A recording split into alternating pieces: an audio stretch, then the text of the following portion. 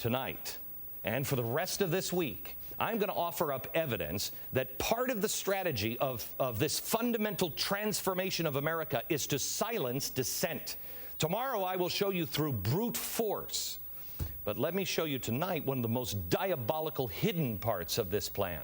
That quite honestly, when I finished my research on it last week, I wrote a friend an email about 1 o'clock in the morning, and I said, for the first time, I am truly frightened on what's coming because they have been laying these rails for a long time. It involves the new Diversity Czar at the FCC. I've told you for a long time, don't pay any attention to this fairness doctrine thing that's going to shut down voices like mine on the radio or voices like mine and Bill O'Reilly on TV. That's too obvious. They're going to do it through what's called localism and diversity. The final piece of the argument will be against these giant corporations, these broadcast groups, you know, like GE, but of course GE is fine. They have too much power. This has been my warning and my theory. Well, a week and a half ago, I began to look into the FCC Diversity Czar, Mark Lloyd. I want to show you what he said in his 2006 book, Prologue to a Farce, Communications and Democracy in America. Quote, "It should be clear by now that my focus here is not freedom of speech or press. This freedom is all too often an exaggeration. At the very least, blind references to freedom of speech or the press serve as a distraction from the critical examination of other communication policies." I'm sorry, I just have to choke that one down. Freedom of speech is a distraction. Localism boards are the real focus. Well, those localism boards are being created now. Our Diversity Czar has just proposed that radio companies pay 100% of their operating budget yearly. If you're a small business person, can you imagine paying 100% tax on your operating budget? How long would you stay in business? That 100% tax would then be transferred to the state-run radio of NPR. If you can't pay that, well, that's okay. We understand, but you'll lose your license, and that license will then be sold to a minority group. America, hear me clearly. You must stand up and speak without fear. You carry the biggest stick, which is the truth. On global warming, people didn't speak out because they didn't want to be seen as a Holocaust denier. Who wants to be called a flat earther? So they allowed harmless legislation to pass. And now we have $500 million in the hands of a communist revolutionary who describes his job as this. Actually, my job is not so dissimilar than my job was before. What I do, to make it simple, I'm basically a community organizer inside the federal family. Inside the federal family. How long have I been saying they're building a framework inside of our government, and there it is. Now, because no one in their right mind is against diversity, people will again be afraid. Be afraid this time of being called a racist or a bigot or a hate monger. America, you speak without fear, or more harmless legislation is going to be passed, and then you will not be able to speak.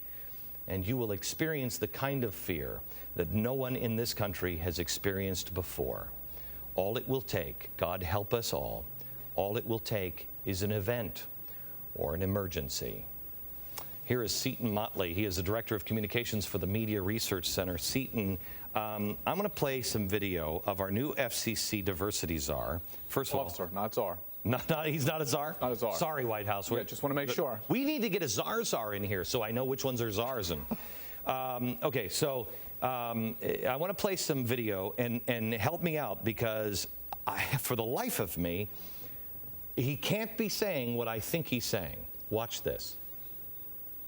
State radio in Rwanda was taken over by one tribe, one group, and they began to put out propaganda so that the Tutsis were targeted. And what resulted from the fact that state radio was able to do that was essentially mass genocide in Rwanda. But the state or this particular tribe which controlled the radio very purposely moved to make sure that they could do things. Media and social change In Venezuela, Chavez really had an incredible revolution, democratic revolution, to begin to put in place things that were going to have an impact on the people in Venezuela. The property owners and the folks who were then controlling the media in Venezuela rebelled, worked frankly with folks here in the U.S. government, worked to oust him, but he came back in another revolution, and then Chavez began to take very seriously media in this country. America, I hope to God that takes your breath away. This is the man that is going to be the diversity czar, that is going to be implementing the rules that will put people like me out of business. And he just said the incredible revolution, what was it, was almost lost by Chavez because of these corporations? The property owners. The property owners revolted against Chavez taking over the country, but with the help of the American government, which of course was bad because they didn't want the communist revolution to fail, the Diversity Czar once wanted Chavez to succeed, and he triumphed, and now the incredible revolution is underway in Venezuela. He was against the American government stopping Chavez from taking power. I have to tell you, America, this is what frightened me last week. I finished my research with this, and for a week we have been trying to find any other way to read this. We can't. We can't. We would love the diversity czar to come up, the diversity advisor, whatever the hell he is, officer, to come onto this broadcast and explain that. You're more than welcome, sir. We would love to have you on, because I'd sure like to hear how the incredible revolution with Chavez was a good thing.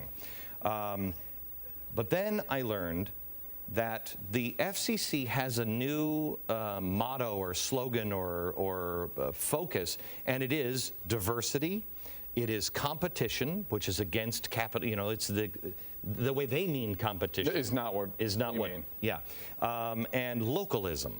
Yes. These things were put in under the Bush administration, and I realized, my gosh, it's not about Obama. These people have been changing this road and preparing for this moment for a very long time. Yes. Yeah. When you read the new diversity officer, what is the most disturbing thing that you have seen? What are the things that he says that stick out to you? Well, he's fundamentally opposed to virtually any private ownership of media. He is fundamentally opposed. He faults the original sin in communications, in his opinion, is when President Jefferson, relinquished control, the post office controlled the telegraph. When they relinquished control to a private entity, that was the original sin of communications, because that turned over communications vehicles to the private sector outside of the scope of government control. Okay. America, quite honestly, I fear, I just fear, God forbid something happens. The framework is here to seize control of communication and everything else. These are radicals, at least the way I read them. You can judge them for yourself. We're going to give you some more words here in a second. You judge them for yourself. Do you want the guy who's controlling the airwaves of this country talking about Venezuela and their revolution and our help to thwart Venezuela the way he did? Is that a guy that should be advising the President of the United States? You answer that question yourself. To me, no. But you answer that question. Ask yourself another question. Where is the press? Where is the press on this? In a few minutes, where I'm going to give you some more words here. And then we have Rush Limbaugh joining us. This is an important hour for freedom of speech. Back in a second.